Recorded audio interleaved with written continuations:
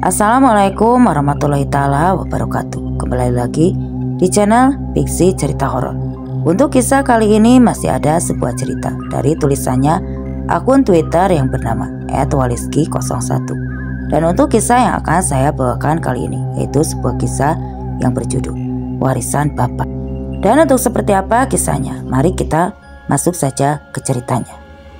Semuanya sudah kamu bawa? Tanya bapak sambil memasukkan beberapa helai pakaian ke dalam koper. Sudah pak, jawabku singkat sambil kembali memandangi rumah kami yang kini telah kosong. Rumah yang penuh kenangan, rumah sempit yang menjadi saksi betapa dulu bapak yang cuma pedagang kecil di pasar sering mengeluh tentang beratnya mencari nafkah di luar sana.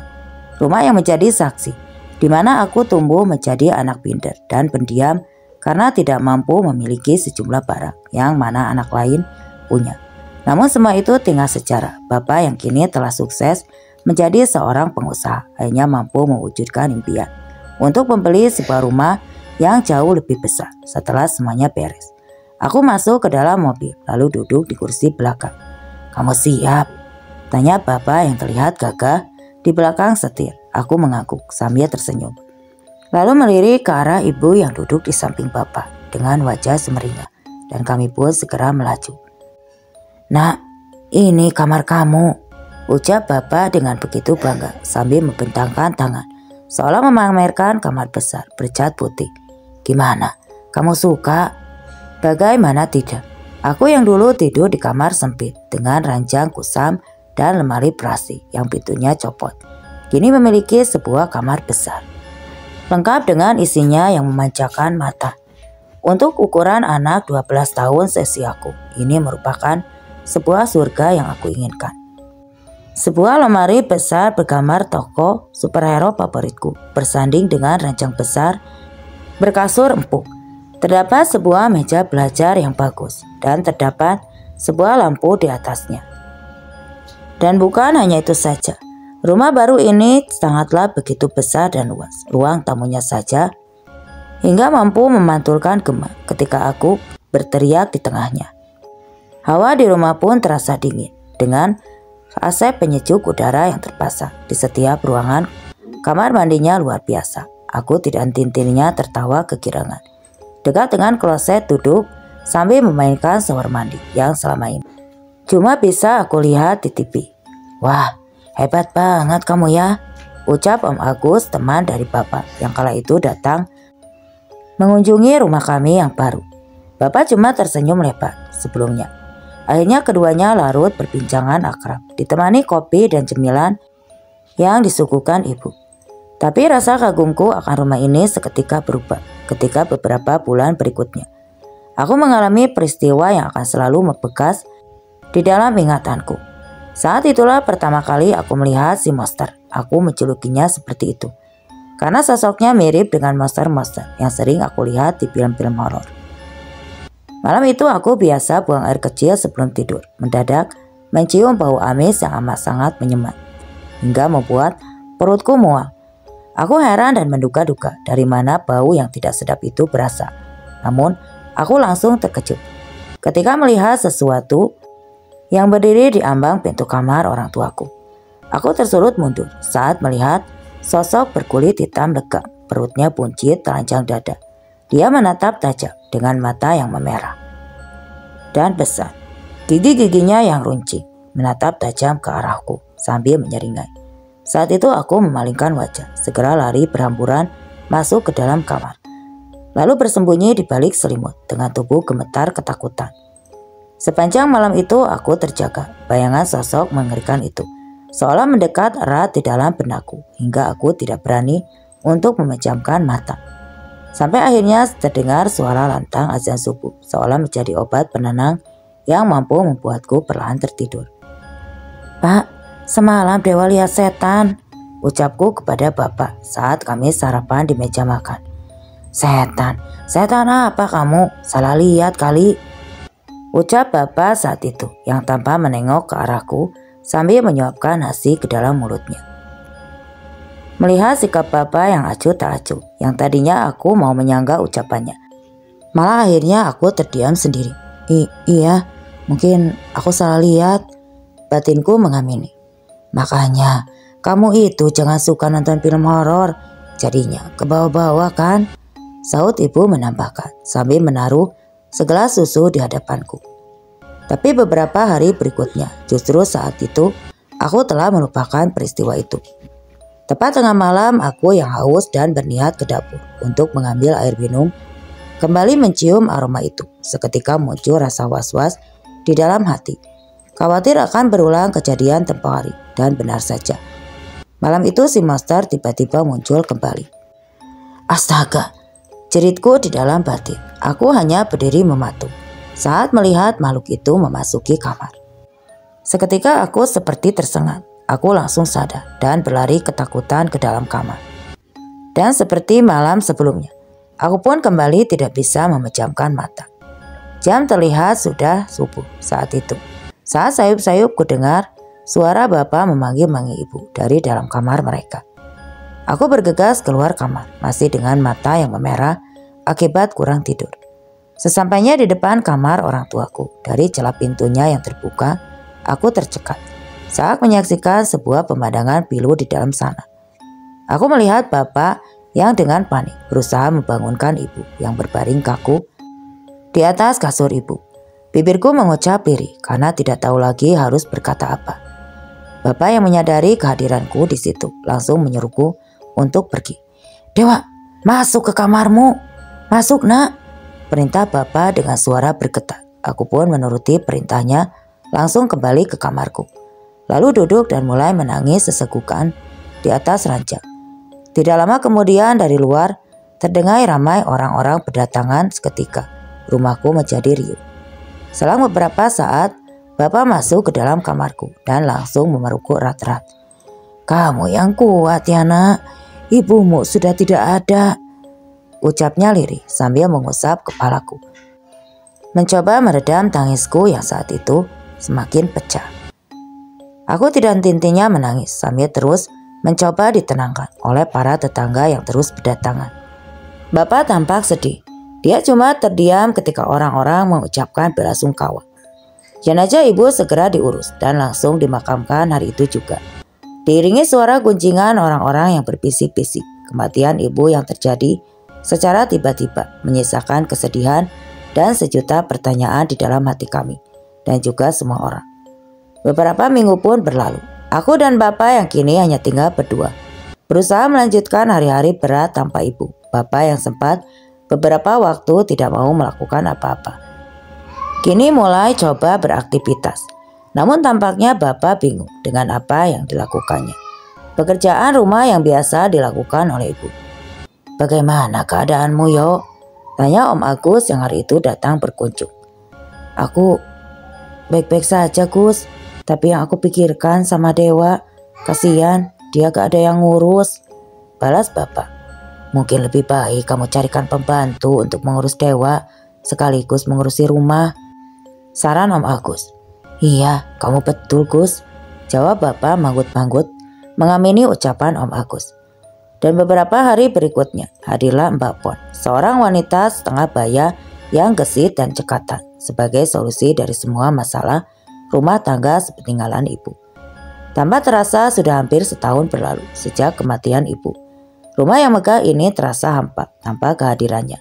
Apalagi bapak yang makin sibuk di luar sana, sering pulang malam, bahkan sampai pagi. Kehadiran Mbak Pon tidak mampu mengusir suasana sepiku itu. Mbak Pon hanya banyak diam dan melakukan tugas-tugasnya. Namun suatu hari bapak datang bersama seseorang. Dewa, aduh gantengnya, persis sama bapaknya, ucap seorang wanita muda yang hari itu diajak bapak ke rumah. Dewa, ayo salim sama Tari, ucap bapak yang berdiri di sisi wanita itu. Aku pun langsung mencium tangan Tante Tari yang saat itu yang dibalas dengan usapan lembut di kepalaku oleh jemari wanita itu. Hari itu menjadi awal atas kunjungan Tante Sari ke rumah. Wanita cantik itu terlihat makin akrab dengan bapak dan juga mencoba mengakrabkan diri denganku. 2 bulan kemudian bapak dan Tante Sari akhirnya menikah. Sebuah pesta pernikahan digelar megah menyambut hari bahagia itu.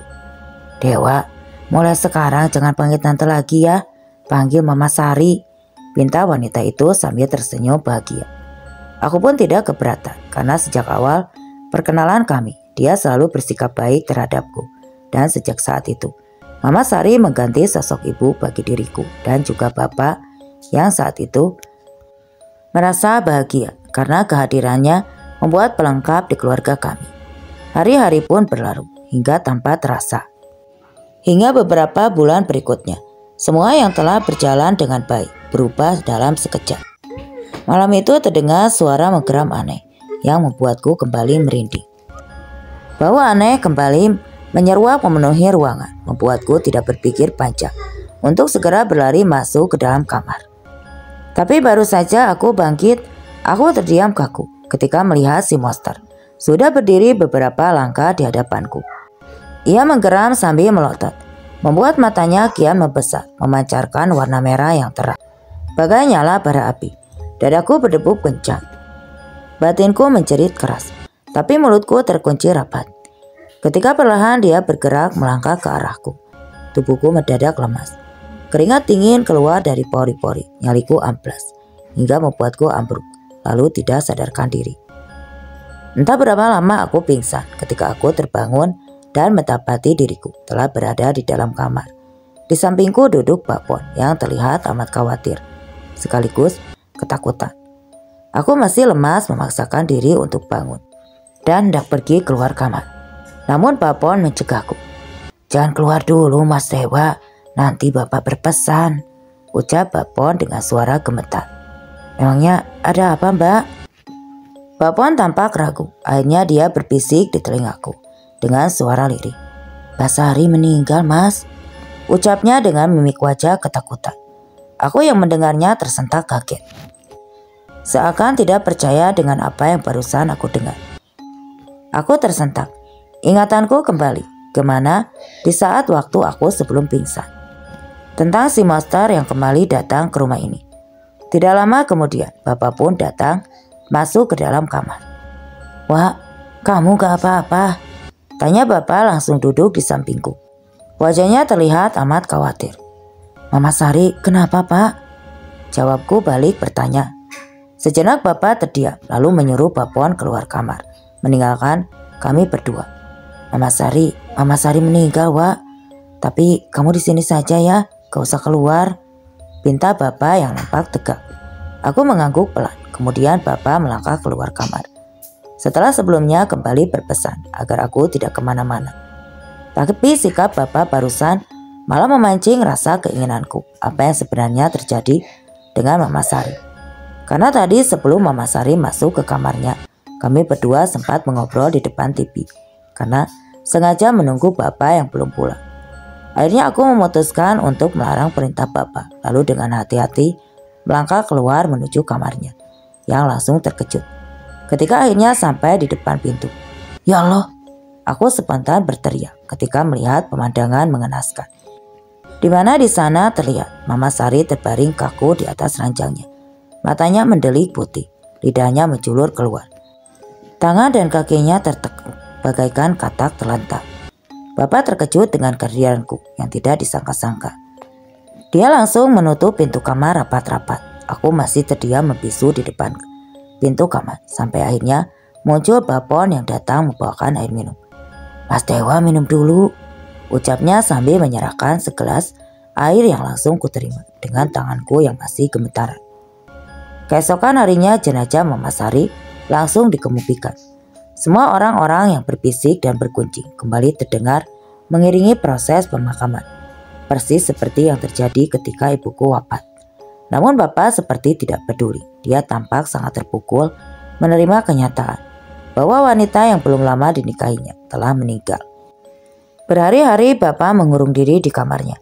Aku yang tadinya ingin menceritakan tentang si monster kepada Bapak, jadi tidak punya kesempatan. Jujur saja sejak kehadiran makhluk itu, yang beberapa kali muncul secara tiba-tiba, membuat malam-malamku menjadi tidak tenang dan selalu merasa di dalam ketakutan. Akhirnya aku simpan cerita itu, hingga nanti tiba saat yang tepat bagiku untuk mengungkapkannya.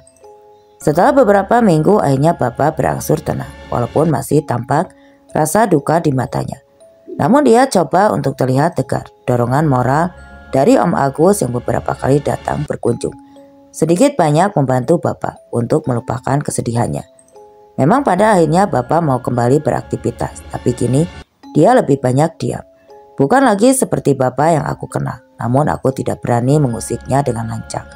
Bertanya, apa sebab dia jadi begitu? Aku cuma bisa berharap semoga Bapak bisa kembali menjadi Bapak yang dulu, dan rupanya Tuhan mengabulkan harapanku. Tepat 10 bulan sejak kematian Mama Sari, Bapak kembali datang bersama seorang wanita berwajah teduh. Bapak tidak hentinya tersenyum saat dengan bangganya memperkenalkan wanita itu kepadaku. "Dewa, ini Tante Weni," ucap Bapak yang langsung diikuti senyuman hangat. Wanita itu, tanpa diminta aku segera mencium tangan Tante Weni yang saat itu langsung memberikan aku sebungkus martabak manis kesukaanku yang sedari tadi dia bawa di tangannya. "Ini buat kamu ya," ucapnya dengan lembut, sangat sesuai dengan penampilannya yang sederhana. Sejak saat itu, Bapak seolah menemukan kembali semangat hidupnya yang tinggal setengah. Aku pun ikut bahagia. Hari-hari Bapak kini tampak lebih ceria, apalagi bila dia sedang menceritakan betapa baiknya Tante Weni. Dan tampaknya tidak lama lagi aku akan memiliki ibu baru. Sesuai dugaan, Bapak dan Tante Weni pun menikah. Namun kali ini acara diselenggarakan dengan sederhana sesuai permintaan Tante Weni. Sifat dan perilaku Tante Weni yang tidak jauh beda dengan ibuku membuat diriku tidak butuh waktu lama untuk beradaptasi dengannya. Bahkan aku tidak keberatan ketika dia meminta dipanggil ibu karena memang aku merasakan kehangatan dan kelembutan hati yang nyaris sama dengan ibuku. Aku merasa seperti kembali ke masa di mana ibuku masih hidup. Namun beberapa bulan kemudian, kebahagiaan yang mulai kami bangun tiba-tiba kembali runtuh. Bapak seketika menjerit. Aku yang tadinya sudah bersiap untuk tidur segera berlari ke arah sumber di mana suara dan langsung kaget. Begitu melihat Bapon yang ketakutan bersandang di dinding sambil menunjuk ke arah kamar mandi. Di situ Ibu Weni terbujur kaku tidak bernyawa, padahal beberapa jam sebelumnya dia masih sempat mengantarkanku segelas susu hangat ke kamarku yang biasa dilakukannya semenjak menjadi ibu sambungku. Aku cuma bisa menatap dengan mata berkaca-kaca ketika Bapak dibantu dengan Bapon tergopoh-gopoh mengangkat tubuh Ibu Weni ke dalam kamar. Tapi lagi-lagi aku kembali mencium bau yang amat sangat aku kenal. Membuatku langsung tersadar. Kala itu aku tinggal sendirian di dekat kamar mandi. Tiba-tiba mataku menangkap sekelebat bayangan keluar dari kamar mandi yang sebelumnya tampak kosong. Ya Allah, dia muncul lagi. Batinku menjerit ketakutan. Ketika sosok bayangan itu berhenti bergerak persis di dekat meja makan, aku langsung terduduk lemas ketika sosok bayangan itu menyeringai ke arahku, memperlihatkan barisan giginya yang hitam dan runcing, lalu tiba-tiba menghilang tanpa bekas. Siang itu seusai memakamkan Ibu Weni, Bapak tampak duduk termenung di teras rumah. Aku tidak berani mengganggunya. Aku cuma bisa mengintip dari balik jendela, melihat dia menghabiskan berbatang-batang rokok sambil menatap kosong ke depan. Hingga beberapa hari Bapak selalu seperti itu. Om Agus yang selalu mengunjungi Bapak akhirnya tidak tahu lagi bagaimana caranya menyemangati Bapak. Hingga akhirnya sejak saat itu Bapak kembali jarang di rumah. Bahkan sampai berhari-hari Bapak tidak pernah pulang ke rumah. Bapak yang tadinya ingin mengundurkan diri pun tidak jadi karena saat itu tidak tega melihat kondisiku yang sendirian. Situasi itu pun terus berlanjut hingga membuat hubungan kami berdua semakin renggang. Tidak ada yang dapat kami lakukan di saat Bapak pulang. Situasi itu terus berlanjut hingga aku lulus SMA dan memasuki jenjang kuliah. Dulu aku sempat bertanya-tanya sebenarnya apa yang Bapak kerjakan di luar sana. Aku yang penasaran sempat menanyakan itu kepada Om Agus, tapi dia menjawab dengan jawaban yang sama persis seperti yang pernah diucapkan Bapak. Om Agus bilang kalau Bapak sibuk mengurusi bisnisnya yang sedang berkembang di luar kota. Memang harus aku akui segala kebutuhan hidupku segala tercukupi, bahkan lebih. Walaupun tidak pernah di rumah, Bapak tidak pernah absen mengisi rekening tabunganku dengan besaran uang yang jumlahnya kian lama kian meningkat. Tapi tetap saja, masih ada satu pertanyaan besar yang mengganjal di dalam hatiku. Pertanyaan yang tidak pernah kusampaikan kepada Bapak. Pertanyaan tentang sosok si monster semenjak kematian Ibu Weni. Sosok makhluk menyeramkan itu tidak pernah muncul lagi. Walaupun situasi itu membuat hatiku tenang, tapi tetap saja aku butuh jawaban. Dan entah mengapa hati kecilku berkata kalau Bapak yang biasa menjawabnya. Hari itu pagi-pagi sekali, tiba-tiba saja Bapak sudah ada di rumah. Dia tampak lelah, namun sinar matanya memancarkan cahaya yang telah lama hilang. Aku bagaikan melihat bagaimana Bapak yang dulu. "Dewa, bagaimana kuliahmu, Nak?"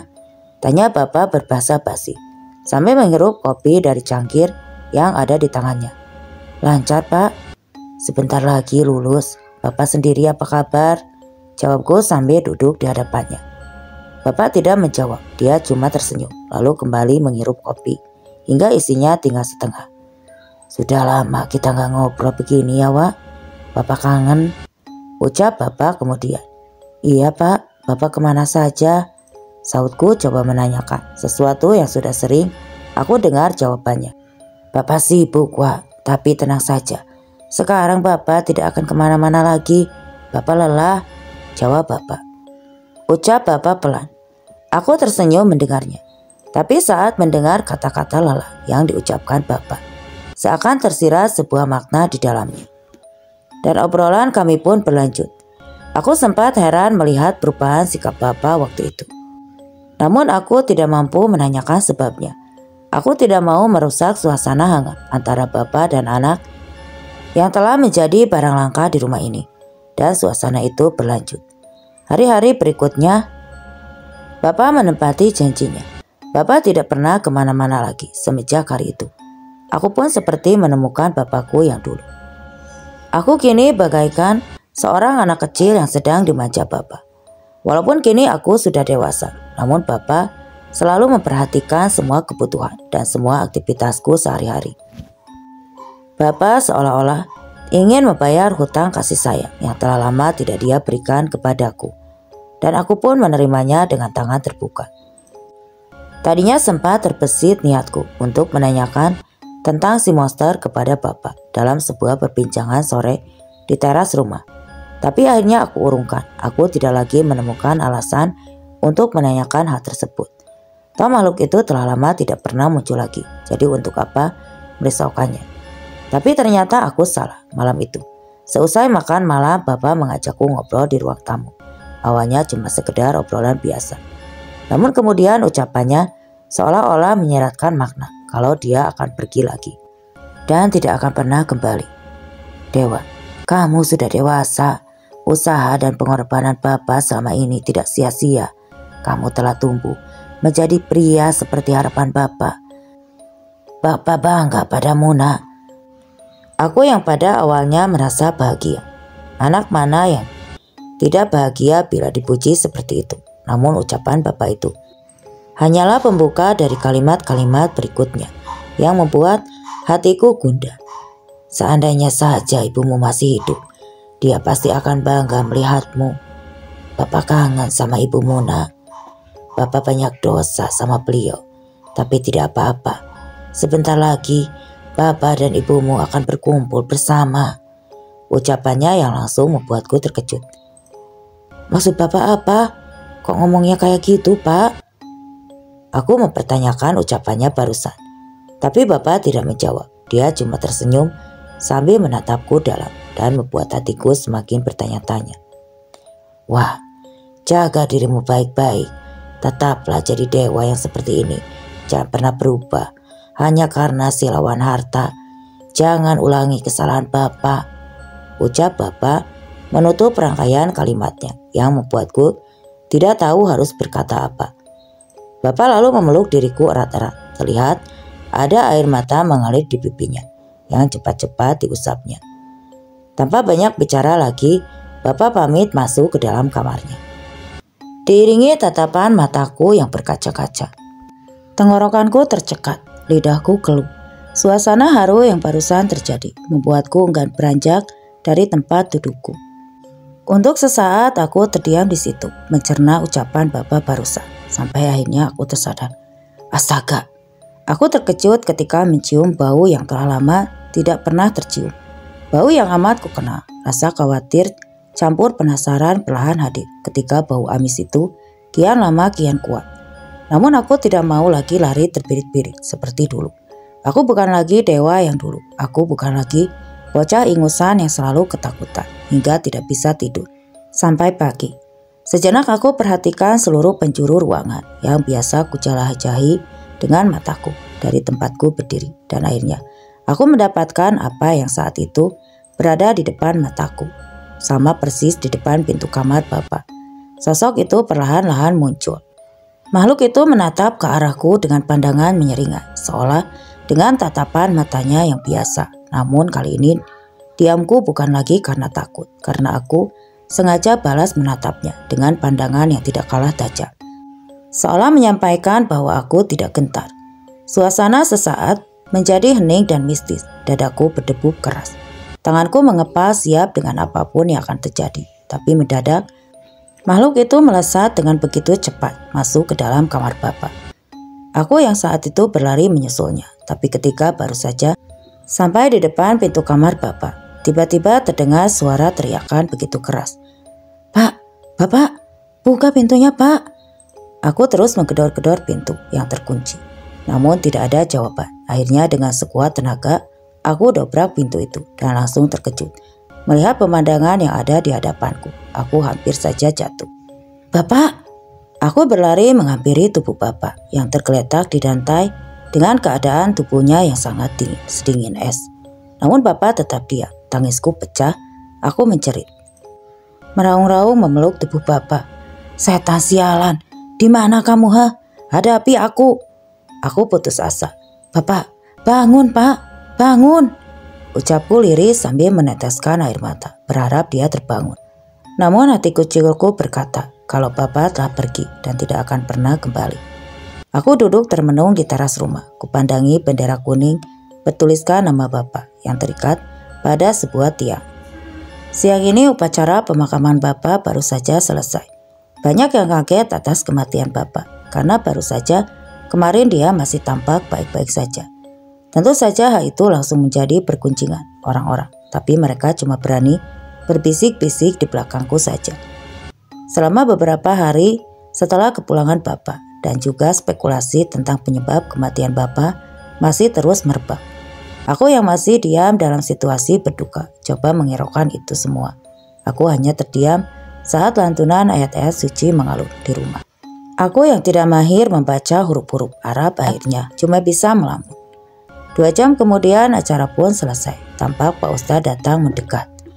Nah Dewa, saya pamit dulu ya. Kalau sempat, sering-sering sholat jemaah di masjid. Pesannya sambil tersenyum. Aku cuma membalas dengan sunggingan senyum tipis atas sindirannya itu. Tapi dia tidak salah. Aku memang hampir tidak pernah ke masjid. Bahkan untuk sholat Jumat sekalipun.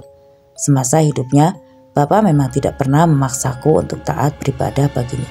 Uang adalah hal terpenting. Urusan agama tidak pernah jadi prioritasnya. Hari-harinya sibuk mengurusi semua bisnisnya dan hasil dari semua itu mampu membuat kami hidup serba berkecukupan. Tinggal di rumah yang besar, memiliki kendaraan yang bagus, serta berbagai macam barang mewah dan yang lainnya. Tapi malam berikutnya aku mengalami mimpi yang aneh. Dalam mimpi itu, aku melihat Ibu, Mama Sari dan Ibu Yani, serta beberapa wanita lain yang tidak aku kenal, duduk bersimpuh di kaki si monster. Ketika aku mendekati Ibu dan ingin menyentuhnya, sosok makhluk itu langsung mencekam leherku, lalu melemparku ke tanah. Hingga beberapa malam mimpi itu terus berulang. Mimpi yang awalnya aku anggap hanya sebagai kembang tidur, kini mulai membuatku bertanya-tanya, apa arti dibalik itu semua. Sampai pada akhirnya suatu hari, Om Agus datang mengunjungiku. Assalamualaikum, ucap lelaki itu memberikan salam. Waalaikumsalam, jawabku sambil berdiri, lalu mempersilakannya duduk. Kamu baik-baik saja kan? Tanya Om Agus setelah dia duduk di hadapanku. Entahlah, aku masih tidak berpikir dengan jernih. Sudah terlalu banyak kematian yang terjadi di rumah ini. Balasku sambil geleng-geleng kepala. Om mengerti perasaanmu itu. Sebabnya Om datang kemari. Om khawatir dengan keadaanmu, sahut Om Agus sembari menepuk pundakku. Aku tidak membalas. Aku cuma terdiam sambil menatap kosong. Namun tiba-tiba saja Om Agus menanyakan sesuatu yang membuatku kaget. Maaf Dewa, Om mau tanya, apa kamu pernah melihat sosok menyeramkan di rumah ini? Aku tersentak mendengar pertanyaan yang mengejutkan itu. Om tahu dari mana? Jawabku, coba menyelidik. Om tahu semuanya, makanya Om datang untuk memperingatkanmu. Memperingatkan, maksudnya Om apa? Jawabku saat itu tidak mengerti. Memperingatkanmu akan bahaya ancaman dari Buto Ireng, ucapnya dengan wajah serius. Buto Ireng? Ini Om ngomong apa sih? Balasku makin saja aku menjadi penasaran. Dewa, bapak kamu itu punya rahasia besar yang dia simpan selama ini. Om pikir sudah saatnya kamu tahu, sambung Om Agus lagi. Aku langsung saja. Om, gak usah berbelit-belit, rahasia apa? Sahutku tambah penasaran. Om Agus menatapku serius, lalu ia berkata pelan, tapi mampu membuatku terkejut, bagaikan mendengar suara tebasan petir. Selama ini bapakmu itu melakukan persugihan. Hah? Persugihan Om? Om jangan asal bicara ya, ucapku lantang sambil melotot. Ucapannya benar-benar tidak bisa aku terima. Om asal ngomong, bapakmu sendiri yang telah menceritakan semuanya. Dan dia meminta Om untuk merahasiakannya dari kamu, ucap Om Agus lagi. Om serius kan? Om tidak bercanda? Om serius Dewa. Kalau memang Om serius, apa buktinya? Buktinya adalah kematian ibumu dan istri-istri bapakmu yang berikutnya. Karena persugihan itu memakai tumbal dan merekalah tumbalnya. Aku tidak percaya Om.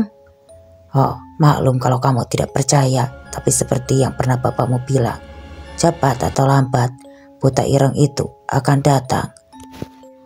Terkecuali jika kamu mau meneruskannya. Aku terdiam mendengar ucapan Om Agus. Kemudian aku pun menghubung-hubungkan semua kejadian yang telah lewat. Harus kuakui kematian ibu dan kedua orang istri bapak yang berikutnya memang terjadi secara mendadak.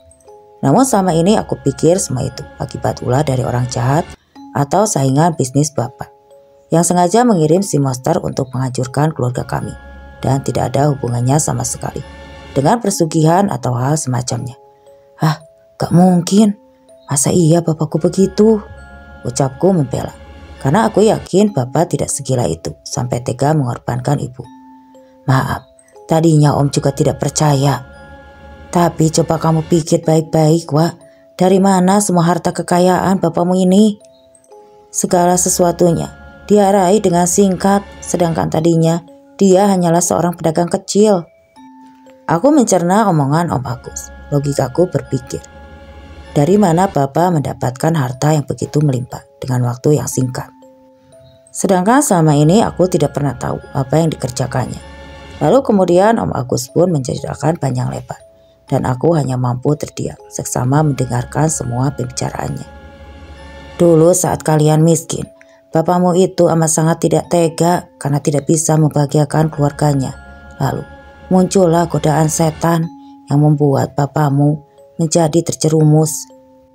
Sehingga muncul godaan untuk bapakmu melakukan persugihan itu karena dia terbujuk oleh seorang kuncen yang katanya bisa membuatnya cepat kaya dan bilang kalau persugihan itu sama sekali tidak memakan tumbal. Tapi rupanya bapakmu telah dibodoh-bodohi, dia telah dibohongi. Karena ternyata makhluk sesembahan bapakmu itu telah merenggut nyawa ibumu sebagai tumbal. Lalu selanjutnya apa yang terjadi Om? Ya, tentu saja bapakmu marah. Dia kembali mendatangi kuncen itu dan ingin membuat perhitungan. Tapi sialnya, dia malah menghilang walaupun sangat menyesal. Akhirnya bapakmu coba untuk mengikhlaskan semua yang telah terjadi dan berharap Buto Ireng hanya akan mengambil satu nyawa saja. Tapi lagi-lagi bapakmu salah. Ternyata Buto Ireng itu terus meminta tumbal dan seperti yang telah kamu ketahui, Mama Sari dan Ibu Weni adalah tumbal berikutnya.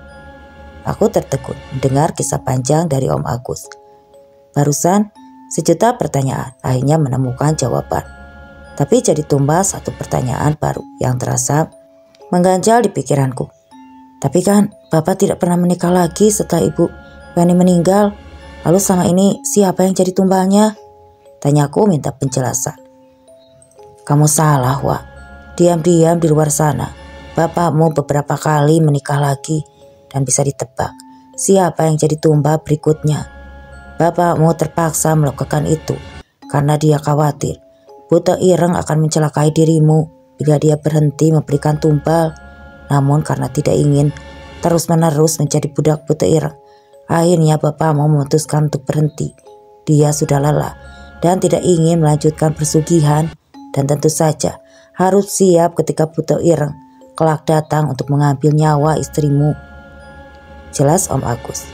Tidak mungkin Om, aku gak mungkin melakukan perbuatan terkutuk itu. Aku tidak ingin terjerumus seperti Bapak Om. Om Agus menghela napas panjang lalu menunduk. Sejenak ia tampak berpikir keras, lalu akhirnya dia pun menjawab.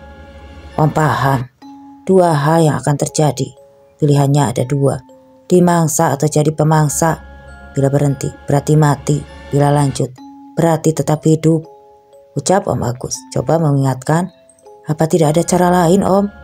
Tidak ada. Dulu bapakmu sudah pernah mencoba berbagai macam cara untuk menghentikannya, tapi sia-sia. Aku kembali terdiam, diriku ada di dalam dilema. Namun mendadak terngiang pesan Bapak sebelum ia meninggal. Tetaplah jadi dewa yang seperti ini. Jangan pernah berubah hanya karena silaunya harta. Dan jangan kau ulangi kesalahan Bapak. Dan ucapan Bapak itulah yang akhirnya membuatku yakin untuk tidak mengambil keputusan. Aku tidak mau mengecewakannya. Biarlah Om, biar aku sendirilah yang menjadi korbannya. Kalau memang harus mati, ya matilah. Yang jelas, aku tidak mau ada korban nyawa orang yang jelas tidak tahu apa-apa. Ucapku tegas mengambil sikap. Baiklah kalau itu sudah menjadi keputusanmu. Jaga dirimu baik-baik. Kabari Om kalau kamu butuh sesuatu. Ucap Om Agus mundur. Selepas kepergian Om Agus, aku masih tidak beranjak dari tempat duduk.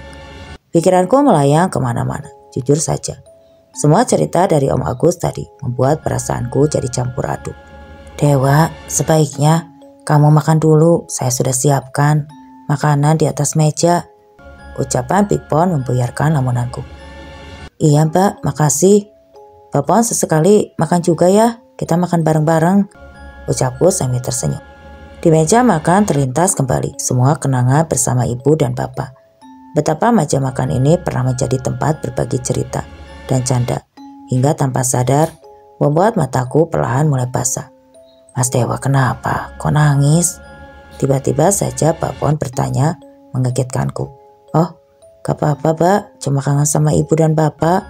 Balasku sambil cepat-cepat menghapus air mata sebelum menetes. Kalau kangen, Mas Dewa bisa lihat foto-foto lama Bapak dan Ibu. Semua ada di lemari kamar Bapak. Sahut Pak Pon, coba memberi saran.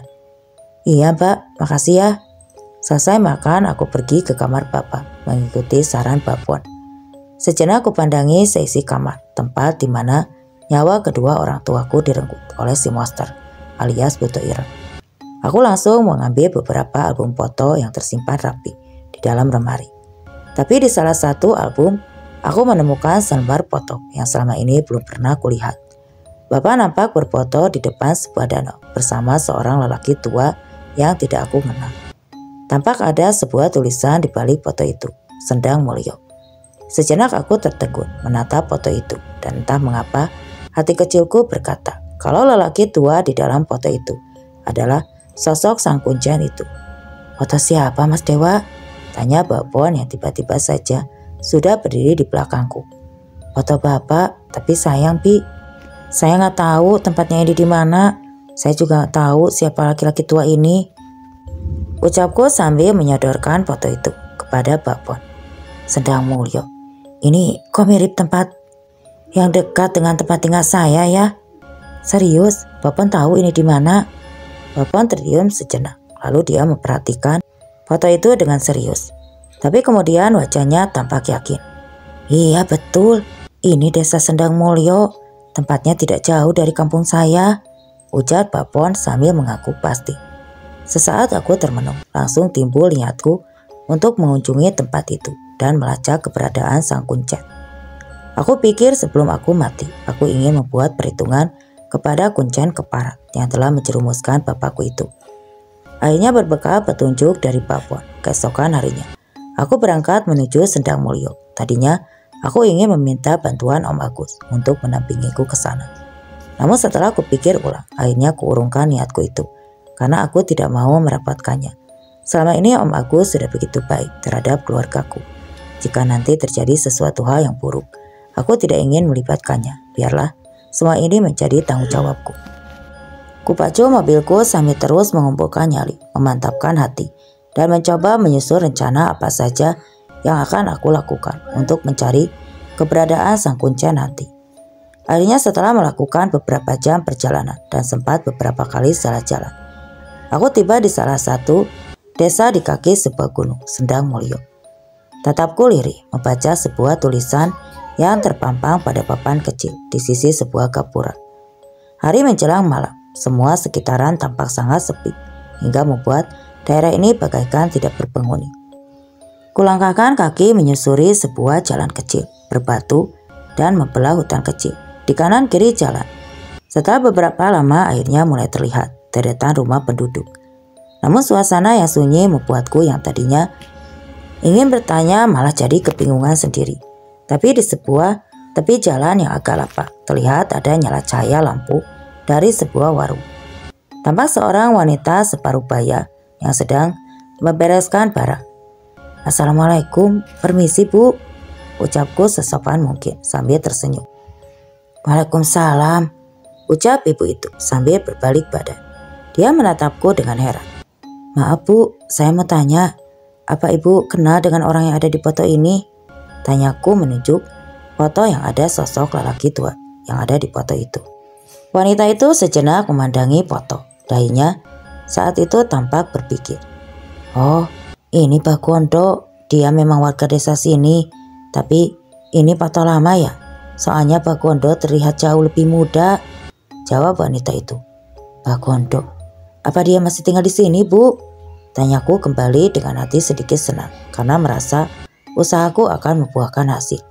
"Masih Mas, memang dulu ia sempat lama menghilang, tapi sekarang dia sudah balik lagi," jawab wanita itu menjelaskan. "Kira-kira rumahnya di sebelah mana ya Bu?" "Oh, itu Mas, tinggal lurus saja, ikuti jalan ini. Nanti setelah ada pohon besar, Mas belok kanan. Nah, nanti Mas akan ketemu sebuah danau kecil. Rumah Pak Gondo tidak jauh dari situ," jelas wanita itu panjang lebar. "Baiklah kalau begitu, terima kasih Bu," ucapku sambil setengah membungkuk hormat. "Maaf Mas, kalau boleh tahu, memangnya ada perlu apa cari Pak Gondo?" tanya wanita itu menyelidik dengan wajah yang curiga. "Saya mau menagih hutang Bu, hutang warisan bapak saya yang harusnya Pak Gondo bayar," jawabku sengaja tidak terus terang.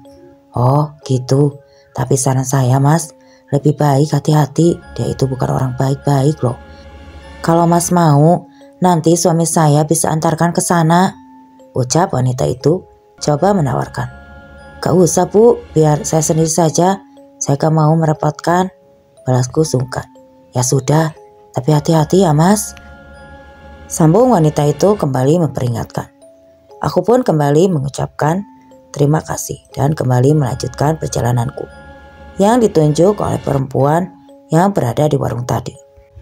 Pada akhirnya aku sampai di sebuah tepian danau kecil. Mataku jelalatan mencari ke kanan ke kiri, mencari sebuah rumah yang di dekat sungai, yang terbantu oleh cahaya bulan purnama yang menerangi. Pada akhirnya pandanganku terhenti pada sebuah rumah kayu yang saat itu berada di rimbunnya pepohonan. Namun saat aku berjalan dan baru beberapa langkah, tiba-tiba aku melihat seorang kakek-kakek bungkuk. Dia berjalan sambil menenteng lampu minyak dan kemudian masuk ke dalam area hutan yang terletak di sebelah sisi sungai. "Pak Gondo," ucapku tidak begitu yakin. Kupercepat langkahku untuk berlari mengejarnya yang terus saja berjalan memasuki hutan gelap itu. Namun ketika jarak kami hanya beberapa langkah lagi, aku yang memang saat itu sudah tidak sabaran. Aku berteriak memanggil namanya. Bagondo. Laki-laki tua itu spontan menengok ke arahku. Dia sangat terkejut. Dia pun langsung mengangkat lampu minyaknya yang diarahkan. Lampu minyak hingga cahayanya menerangi wajahku. Siapa kamu anak muda? Tanya lelaki itu. Aku Dewa, aku anaknya Suryo, orang yang sudah kau tipu itu, ucapku tegas. Dasar kau manusia bangsat. Bagondo panik dan bersiap untuk mengambil langkah 1000. Namun tidak akan kubiarkan dia lari begitu saja. Aku yang sudah dikuasai emosi langsung meringsek dan langsung melayangkan tinju ke arah wajahnya hingga membuat lelaki tua itu terjengkang. Lelaki tua itu meringis kesakitan sambil memegangi wajahnya. Bagai kesetanan, aku segera melayangkan pukulan, tendangan dan injakan bertubi-tubi ke sekujur tubuh lelaki tua itu. Namun tiba-tiba sebuah hentaman benda keras menghujam kepalaku dari belakang. Dan akhirnya aku pun tersungkur dan jatuh pingsan. Aroma semerbak kemenyan membangunkanku. Perlahan kubuka kedua mata, segalanya masih terasa biur. Bagian belakang kepalaku pun masih terasa nyeri. Tapi ketika pandanganku mulai kembali jernih, betapa diriku terperanjat saat melihat orang yang kini ada di hadapanku. Om Agus? Sudah bangun kamu rupanya, ucapnya dengan nada kasar. Aku ingin segera bangkit, namun diriku saat tersadar kalau aku telah diikat di sebuah pohon besar. Apa-apaan om? Dia tidak menjawab, cuma tersenyum sinis, lalu berjongkok persis di hadapanku. Dewa, aku tidak menyangka kalau kamu bisa sampai ke sini, ucapnya dengan penuh nada mengejek sambil menggeleng-gelengkan kepala. Belum sempat aku bertanya, tiba-tiba datang Bagondo dari arah yang lain. Anak monyet, hampir saja aku mati diinjak-injak. Lelaki tua itu sambil mendekat, lalu langsung melayangkan sebuah tamparan ke arah wajahku. Aku meringis kesakitan, darah langsung menetes dari sudut bibirku yang pecah akibat terkena tamparan. Jari-jarinya yang tampak mengenakan cincin berbatu. Ini ada apa om? Tanyaku kembali meminta penjelasan. Sebenarnya aku malas menceritakannya, cuma buang-buang waktu. Tapi baiklah, biar ku buka sekalian, biar kamu gak mati penasaran. Asal kamu tahu, jauh sebelum bapakmu menggenap Bagondo, aku yang lebih dulu datang untuk melakukan persugihan. Tapi itu ternyata aku tidak memenuhi syarat, sebab waktu itu aku belum beristri. Jelas aku kecewa, tapi rezeki tidak kemana. Bagondo malah memberiku sesuatu tawaran menarik. Dia meminta dibantu dicarikan orang yang mau jadi budak persugihan untuk junjungannya si Buto Ireng. Dan bila berhasil, maka akan ada imbalan harta dari Buto Ireng untuk setiap nyawa yang nanti ditumbalkan. Aku pun setuju, dan bapakmu adalah mangsa yang paling cocok. Langsung aku atur sedemikian rupa perjumpaan yang tidak sengaja antara bapakmu dan Bagondo di pasar. Bapakmu yang saat itu memang ingin cepat kaya langsung tertarik dengan tawaran Bagondo yang bilang kalau dia bisa membantunya melakukan pesugihan tanpa tumbal. Dan bapakmu pun masuk perangkap. Dia bahkan merengek padaku, meminta ditemani ke tempat Bagondo. Dia benar-benar tidak tahu kalau aku dan Bagondo sudah saling kenal. Cerdas kan? Bapakmu yang susah dan aku yang kebagian hartanya. Bapakmu sempat pernah terpukul saat ibumu meninggal. Bapakmu kalap mencari Bagondo, tapi Bagondo menyingkir sesuai dengan rencana kami. Saat itu bapakmu ingin berhenti, tapi aku terus memperingatkannya dan mengatakan kalau dia berhenti, nyawamu yang akan jadi taruhannya. Dan bapakmu percaya, tapi sebenarnya jika bapakmu berhenti, hanya nyawa bapakmu saja yang jadi taruhannya. Kamu sama sekali tidak ada sangkut pautnya. Akhirnya dia aku beri saran dan terus kupujuk agar mau menikah lagi. Bahkan beberapa kali aku yang carikan istri buat dia. Tapi setelah bapakmu mati, tentu saja aku tidak bisa tinggal diam. Sebab bila persugihan ini berhenti, maka seluruh harta yang sudah kudapatkan akan musnah, termasuk hartaku juga. Dan aku tidak mau kembali hidup miskin. Makanya aku coba membujuk dan mengelabuhimu agar mau lanjut gantikan bapakmu. tapi ternyata kamu menolak. Tapi tidak apa, sekarang aku saja yang akan melanjutkannya karena sekarang aku telah siap. Dan setelah semuanya selesai, kamu akan aku singkirkan karena aku sudah tidak membutuhkanmu lagi. Bangsat, terkutuk kalian, ucapku marah sambil terus berusaha melepaskan tali. Dan aku terus meronta-ronta, tapi semuanya sia-sia. Sudah, ayo Gus, kita mulai ritualnya. Waktunya semakin sempit, semuanya harus sudah selesai tepat tengah malam. Kalau tidak, kau bisa celaka, ujar Bagondo. Tenang saja, Bah, lagi pula semuanya sudah aku siapkan, jawab Om Agus terlihat tenang. Akhirnya mereka melangkah menuju sebuah pohon beringin besar yang jaraknya tidak jauh dariku yang masih terduduk lemah. Dengan posisi terikat di depan pohon beringin besar itu, keduanya lalu duduk bersila berdampingan. Aku yang berada di belakang di hadapan mereka, tubuh kemenyan dan penuh berisi darah serta beberapa benda sesaji yang tertata di sekitarnya. Bagono langsung terlihat serius sambil komat-kamit dengan mata terpejam. Om Agus terdiam di sampingnya sambil serius menyimak. Tiba-tiba ada angin yang berhembus kencang hingga menggetarkan dedaunan. Suasana berubah menjadi dingin dan mencekam. Sesaat kemudian mulai tercium bau menyengat memenuhi segenap penjuru, bau yang amat kukenal. Tenggorokanku terasa tercekat, waktu seakan berhenti. Walaupun aku sudah tidak takut lagi padanya, namun setiap kali kemunculannya selalu membuat aku merinding ngeri. Tapi kemudian aku merasa ada seseorang di belakangku. Spontan aku menengok ke belakang. Aku melihat seorang lelaki asing yang sedang menggendap-gendap berusaha melepaskan ikatan tali yang ada padaku. Dia seakan memberi tanda bahwa aku harus tetap diam, sambil dia terus berusaha membebaskan aku sambil menaruh telunjuknya di depan mulut. Pria misterius itu mengajakku untuk pergi, meninggalkan tempat itu diam-diam. Tapi aku tidak rela kalau Bagondo dan Om Agus bisa lolos begitu saja. Utang ini belum lunas, dendam ini harus terbalas. Aku melirik ke arah Bagondo dan Om Agus yang kini tampak sedang menjulurkan tangannya, berkhidmat menyembah menantikan kehadiran iblis junjungan mereka. Tanpa pikir panjang lagi, aku bergerak cepat dan langsung menendang punggung Om Agus hingga dia tersungkur. Dia kaget dan spontan berteriak, "Sialan kau, bangsat!" ucap Om Agus. "Celaka!" teriak Bagondo yang saat itu melihat Om Agus tergeletak jatuh tepat mengenai sesaji dan baskom yang berisi darah hingga isinya tumpah mengenai Om Agus. Aku menyeringai, tapi aku belum selesai. Aku mau lebih.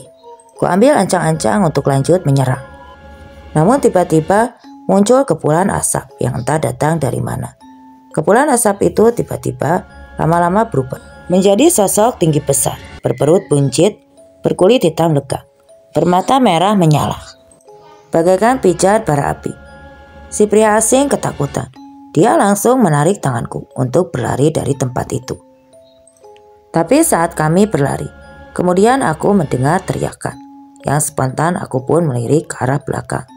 Dan di sana, Om Agus nampak keloncotan dalam cekikan tangan buta ira, dan Bagondo lari tunggang langgang meninggalkan Om Agus yang meregang nyawa, menendang-nendang dalam cengkraman tangan makhluk iblis itu.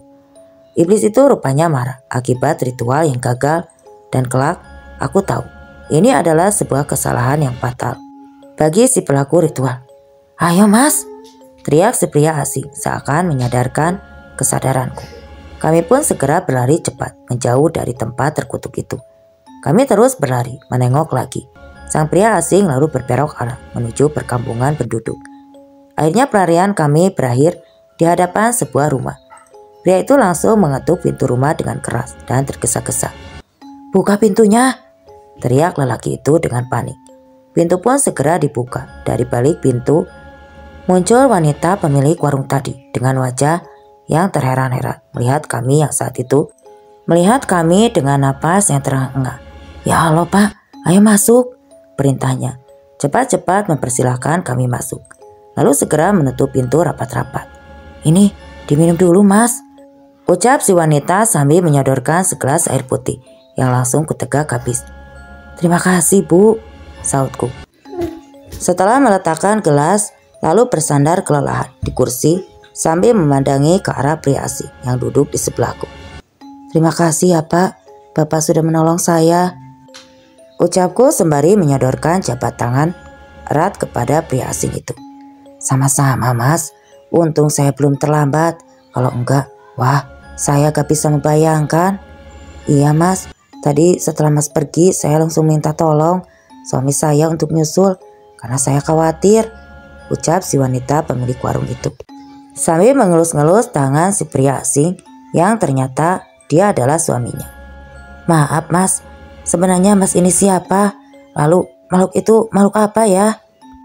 tanya si pria asing itu penasaran. Sejenak kuatur napas, kutegak lagi segelas air putih yang ada di atas meja.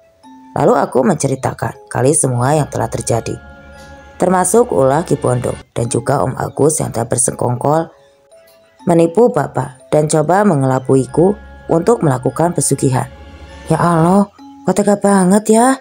Setelah menceritakan semuanya, Pak Yono dan juga Bu Darmi, pemilik warung yang sudah menolongku itu, melaporkan semua kejadian itu kepada kepala desa. Akhirnya dengan mengajak seluruh penduduk, kami semua berbondong-bondong kembali menuju lokasi kejadian. Mereka semua bergidik ngeri kala melihat tubuh Om Agus yang tergeletak kaku membiru dengan tumpahan darah di tubuhnya.